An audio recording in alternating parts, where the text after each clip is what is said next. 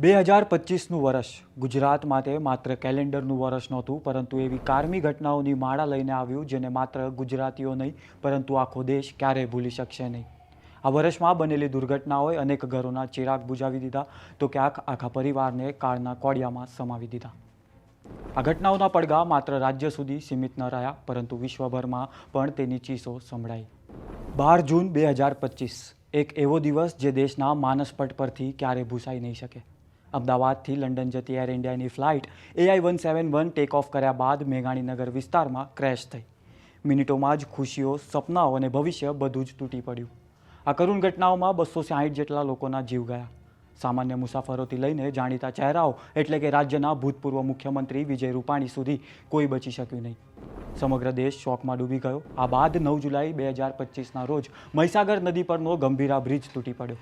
સવારે કામે જતા મુસાફરી કરતા લોકો અચાનક કાળના ભોગ બન્યા. 22 લોકોએ જીવ ગુમાવ્યો અને અનેક પરિવારો તૂટીને રહી ગયા. સૌરાષ્ટ્ર અને દક્ષિણ ગુજરાતને જોડતો આ મહત્વપૂર્ણ માર્ગ બંધ થતાં તંત્રની બેદરકારી સામે પણ ગંભીર પ્રશ્નો ઊભા થયા. 1 એપ્રિલ 2025 બનાસકાંઠાના ડીસામાં ગેરકાયદેસર ફટાકડાની ફેક્ટરીમાં થયેલા વિસ્ફોટે ફરી એકવાર માનવ બેદરકારીની કિંમત બતાવી દીધી. રોજીરોટી માટે આવેલા શ્રમિકો માટે એ દિવસ અંતિમ સાબિત થયો. 22 લોકોના જીવ ગયા અને અનેક પરિવારો માટે જીવનનો આધાર છીનવાઈ ગયો. 21 નવેમ્બર 2025 ગોધરાના ગંગોત્રીનગર વિસ્તારમાં એક પરિવારે પોતાના પુત્રની સગાઈના સપના જોયા હતા, પરંતુ એ ખુશી ઉજવાય તે પહેલાં જ દુર્ઘટનાએ બધું છીનવી લીધું. આગ અને ગુંગળામણના કારણે આખો પરિવાર જ જીવ ગુમાવી બેઠું. આ ઘટના માત્ર એક પરિવારની નહીં પરંતુ આખા સમાજની આંખો ભીંજવી ગઈ.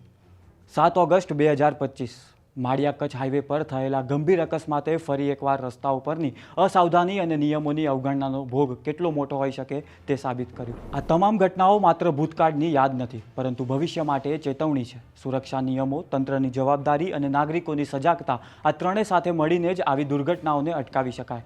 કારણ કે જ્યારે એક જીવ જાય છે ત્યારે માત્ર એક માણસ નહીં, એક પરિવાર, એક સપનું અને એક ભવિષ્ય પણ સાથે વિલુપ્ત થઈ જાય છે. સ્મરણ રાખીએ, સજાગ બનીએ અને જવાબદારી નિભાવીએ. નમસ્કાર.